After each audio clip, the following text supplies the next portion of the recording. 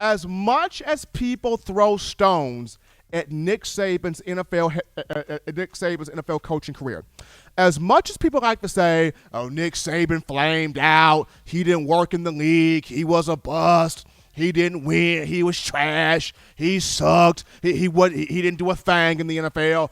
Keep in mind, Nick Saban coached 8 years in the league. And he was actually not as bad. It was actually not as bad as people think he was. Nick Saban sat through 8 NFL drafts. He was in 8 green rooms. He had to go through so many evaluations, so much paperwork that man was put through in dissecting these different players here for the draft. So Saban knows the mind of an NFL owner. He knows the mind of a general manager. He knows the mind of a coach because he's been at it, he's been in it, he's been exposed to it, he's been there, done that, got the t-shirt, and can tell you the life story. Nick Saban knows what's up. So when he's speaking to these respective young men about the NFL draft and about the draft process, he tells them a story of the 2 most important words when it comes down to the draft. Check out what Nick Saban said in a conversation that he had with the Louisiana Coaches Association on the 2 most important words associated with the draft. And I tell our players all the time, the 2 most compelling words in the draft report is and but. All right, so they read the player, and I'll take a defensive back. All right, he's got quick feet, change of direction, good long speed, can play man-to-man. He's a good tackler. He's got toughness, got really good ball judgment and really good ball skills. And he's a good person. He was a leader on the team. He graduated from school. Coaches loved him. Read the same player, but he had a positive drug test. He had a domestic violence incident with his girlfriend, got in a fight in a bar when he was a freshman. Strength coach said he wouldn't piss on him if he was on fire. Who do you want on your team? And or but? That's Coach Saban.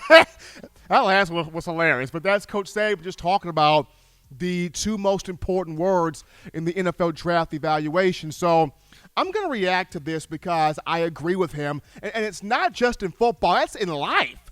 You never want to give anybody a chance to doubt you. You never want to give anybody a chance to second guess you. You never want to give anybody a chance to say, but. You never want to give anybody a chance to not hire you, to not pick you, to not, think well of you. And for me, it's when you look at the NFL draft, I mean, every year around this time, people like to conjure up reasons as to why you shouldn't take this player, as to why you shouldn't draft that player. People dig back into your past for just anything to bring up. I mean, they will go back on your Twitter account and they will dig up tweets from when you were 12 and 13 years old. At 12 and 13 years old, you're just trying to figure out life. You're just trying to figure out up from down, north from south, east from west. I'm going to be honest with you. Me at 12 and 13 years old, I was trying to figure out what I was going to eat for lunch at school. Was I going to eat chop suey or Hot Pocket? Because we had some random choices. Was I going to eat barbecue or a crispy chicken sandwich? I'm trying to figure out what my lunch choices are. I'm trying to figure out which book do I read. Do I read Moby Dick or Huckleberry Finn? I mean, me at 12 and 13 years old, I'm just trying to figure out life in general. I'm trying to figure out who my friends are. Do they want me to play kickball with them? Are they going to pick me to play basketball? Are they going to pick me to play baseball? Or will I be the last one picked, as I was almost every single time in my life? But that's neither here nor there. So the point being is you never want to give anybody a reason to not want to pick you, to not want to hire you, to not want you to be a part of their organization. And for the most part, the Alabama players have done a pretty solid job of that. Now, of course, even when you don't give people a reason not to think less of you, people will dig up a reason on their own. Case in point, you look at Devontae Smith. Smitty has not given people any reason to doubt him, but people just dug up, oh my gosh, he's 166 pounds. Nobody's going to want that. Nobody's going to want to draft that. Nobody's going to want to play with that. Because the moment he gets hit, it's all she wrote. Smitty never gave anybody a reason to doubt him, but they just found one on their own peril.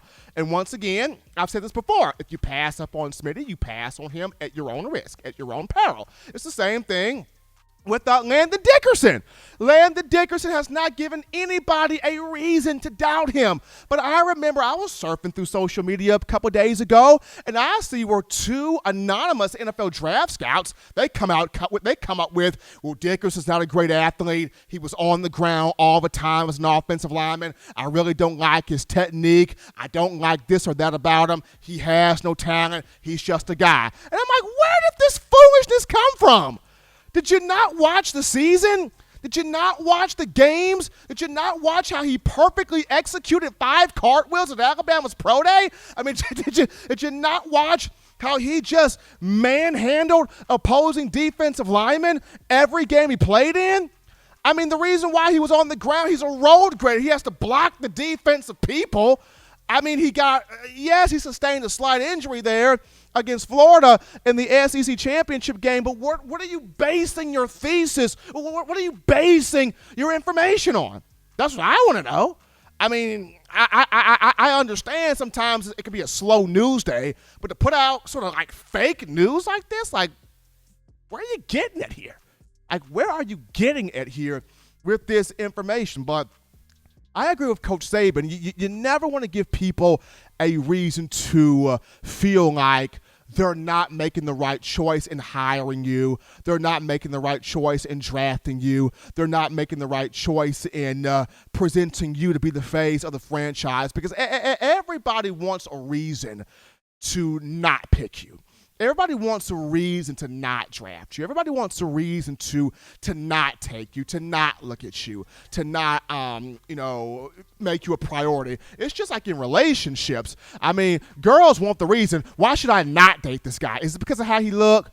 Is it because of his character? Why should I not date him? And for fellas, why should I not date Shawty? No, Shawty ain't bad. Like, why should I not date her? People want that reason. So if you don't give them a reason, if you don't provide them with a reason, you have a much better chance at accomplishing or achieving the dreams that you want to have. And for Coach Saban, he definitely wants to see all of these young men that he has coached, that he has groomed, that he has been a father figure to have big success, major success there in the NFL.